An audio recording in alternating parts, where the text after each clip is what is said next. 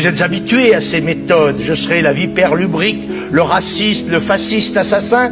C'est la méthode que vous utilisez. Vous avez dans un certain nombre de médias des complices qui sont chargés de vous accompagner et d'accompagner vos mensonges. Moi, je citerai au tribunal de l'histoire. On parlera un petit peu aussi du Parti communiste français, de son attitude pendant la guerre d'Algérie, pendant la guerre d'Indochine, et puis on parlera aussi du bilan du Parti communiste.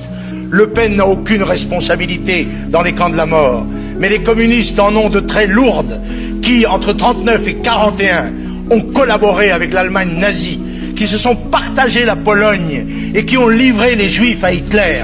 Voilà la réalité. Alors moi, je ne suis pas membre d'un parti politique d'avant-guerre ni d'après-guerre. J'ai fondé mon propre mouvement politique et il ne s'inspire d'aucune autre philosophie que celle de la France, celle de la préférence nationale, qui veut qu'en période de crise en particulier, le travail soit réservé en priorité aux travailleurs français. Je considère que c'est le droit des Français d'être chez eux en France, me semble-t-il. Vous établissez la priorité en faveur des travailleurs étrangers.